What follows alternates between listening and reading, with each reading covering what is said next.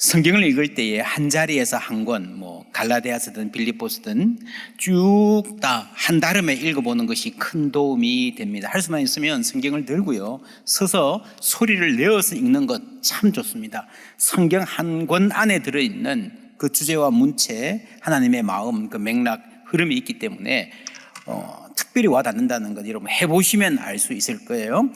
야고보서는 한 편의 설교입니다. 이 설교를 1장부터 쭉 해서 읽어보면 오늘 이 대목 들으라 부한자들아 하는 대목에서 설교자가 굉장히 힘주어 말하고 내용이 절정의 클라이막스에 이른다는 사실을 알 수 있습니다. 불을 뿜는 설교자의 모습이 연상됩니다. 얼마나 이게 강력한지 피하고 싶을 정도로.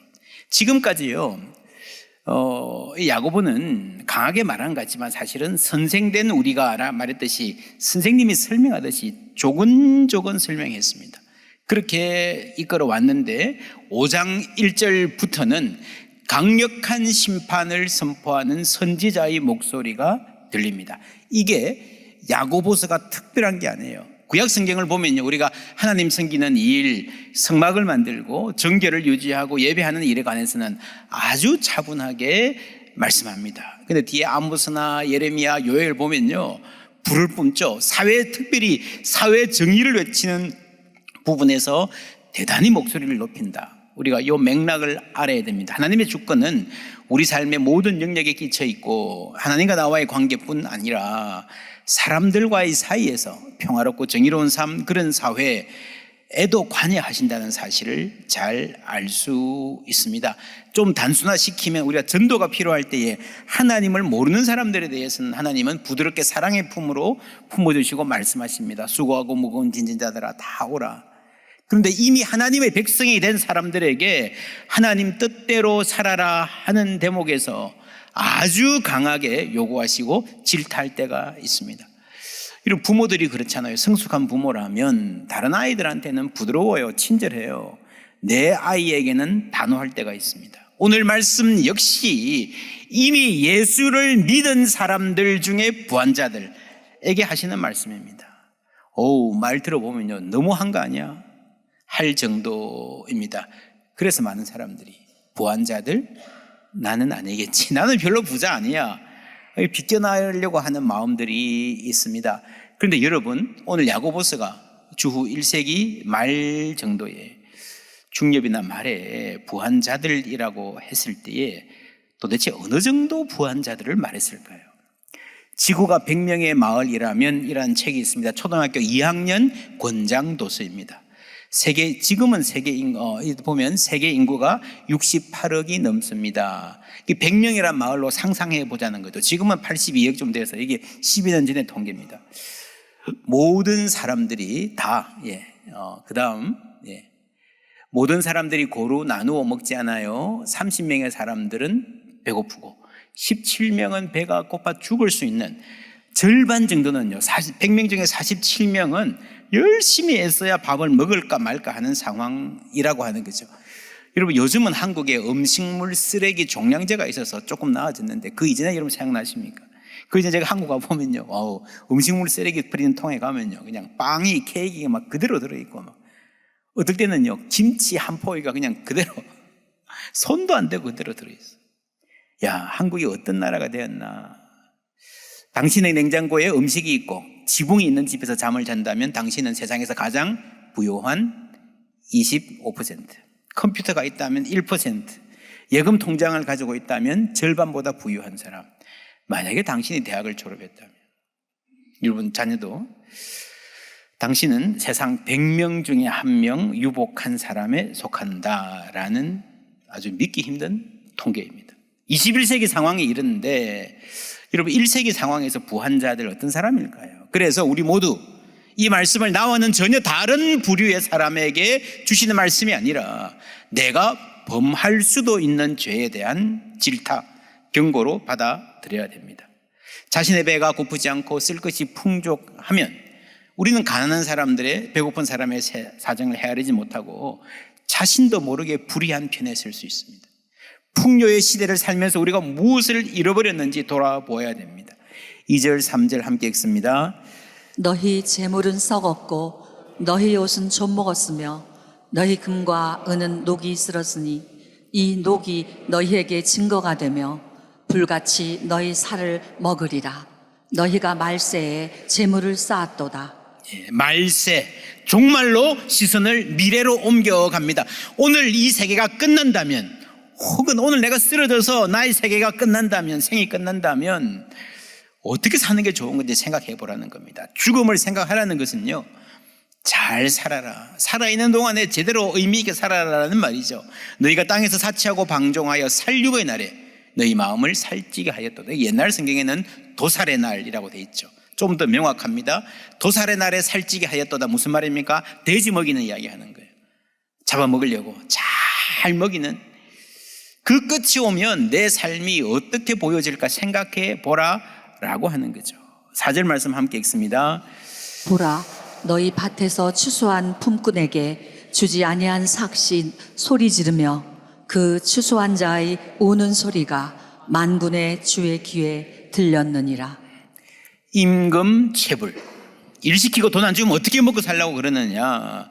만군의 주의 귀에 들렸다라는 말은요, 이 세상에서 아무도 들어주는 사람이 없었다는 거예요. 그 딱한 사정을. 아니, 법원이 있지 않습니까? 정부가 있지 않습니까? 노동청에 가면 되지 않습니까? 오늘날 이야기고요. 너희는 도리어 가난한 자를 업신여겼도다. 부자는 너희를 억압하며 법정으로 끌고 가지 아니하느냐. 지난번에 말했죠. 당시의 법정은요, 아예 그냥 상식이에요. 가면 가진 자의 편에 선다라고 하는 거죠. 다 자기들끼리 그냥 짬짬이에요, 짬짬이. 너희는 도리어 가난한 자를 업신여겼다. 자, 여기에 가난한 자가 있고 부자가 있습니다. 이 중간에 있는 너희 누굽니까? 대단히 가난한 사람은 아니어도 부자도 아닌 사람이에요.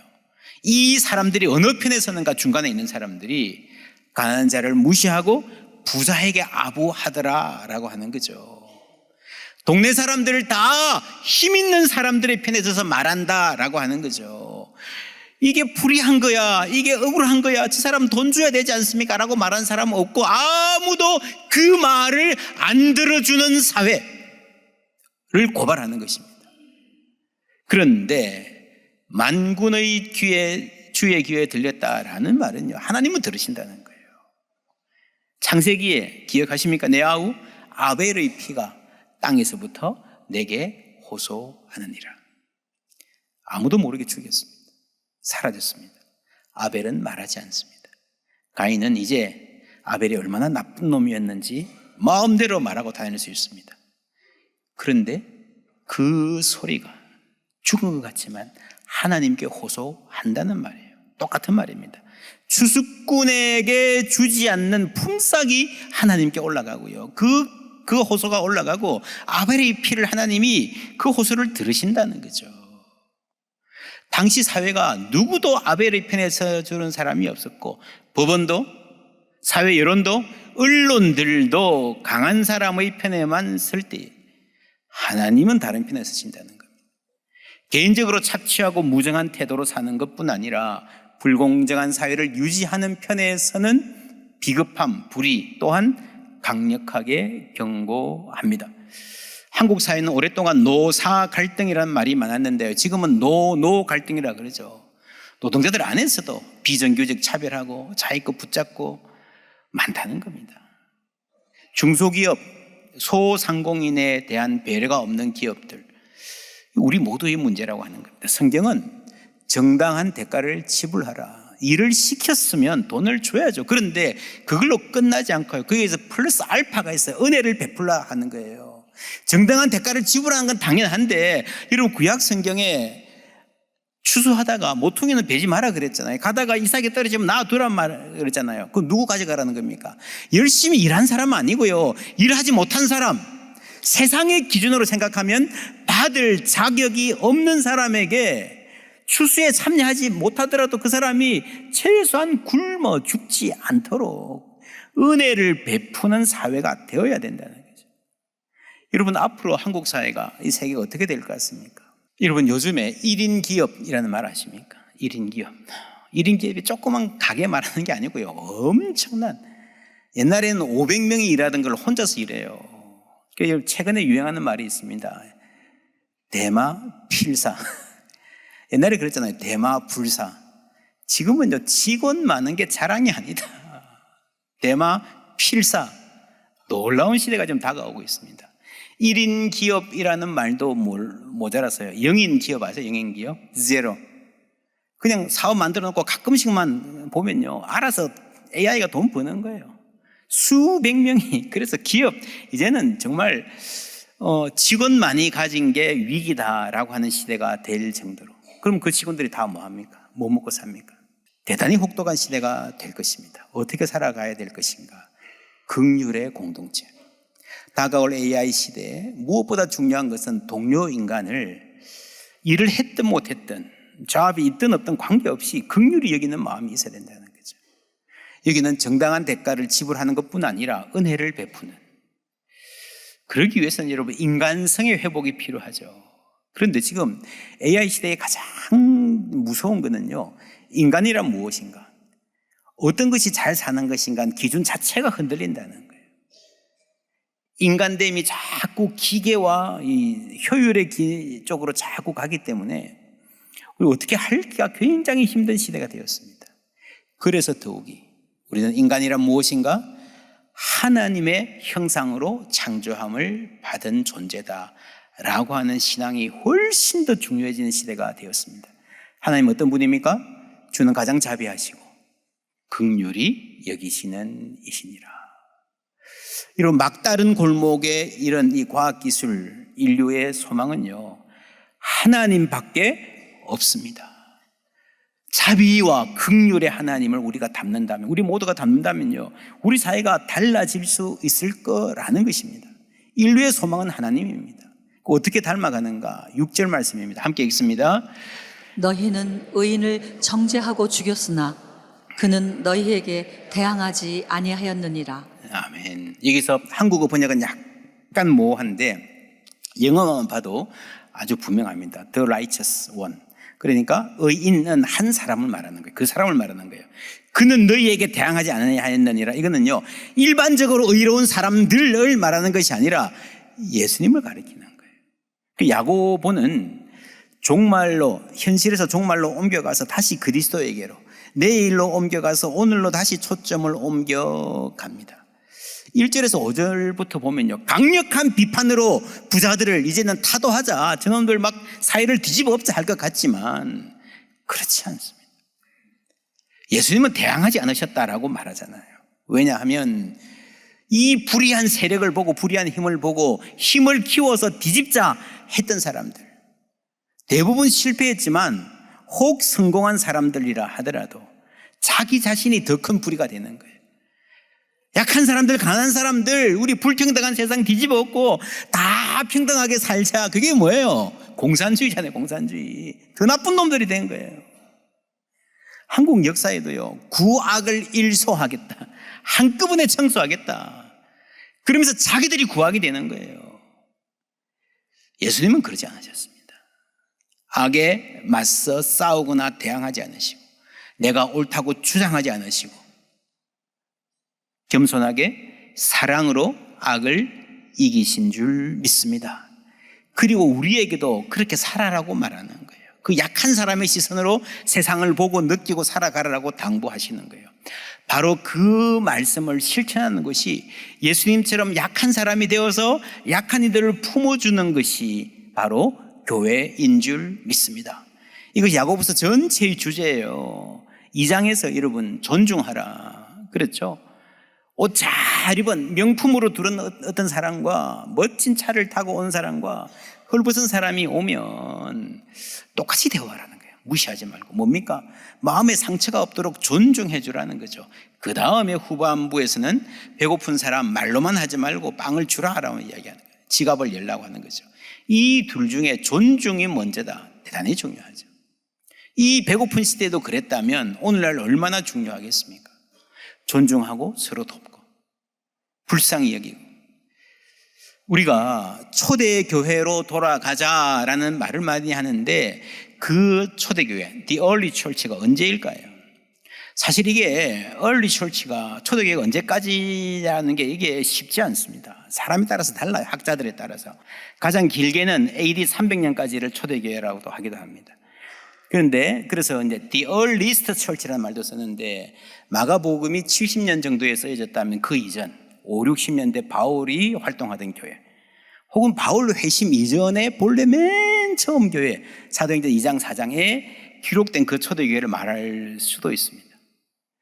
근데 그 교회가요 5장 6장만 가도 서로 불평이 나오고 싸우고 막 아나니아 삽비라 등장하고 그러잖아요. 이 교회라는 게 가면서 흐트러지는 겁니다. 근원으로 돌아가자 아드 폰테스 이런 말을 우리가 자주 하는데 그 근원이 어딘가? 여러분 야고보는요 바로 그 예루살렘 교회에서 신앙생활을 시작했습니다. 그 초대교회의 그 아름답고 따뜻한 공동체 서로 위해주고 누구도 자기 것을 자기 것이라 하는 자가 없고 가난한 사람들이 존중받는 돌봄받는 그 아름다운 교회의 기억을 생생하게 간직하고 있던 사람이었습니다. 근데 그 아름다운 교회가 이렇게 차별하는 교회가 되어가니 얼마나 안타까웠을까요? 사실은 예루살렘 교회 5장 6장에서부터 그런 조짐은 이미 보였죠.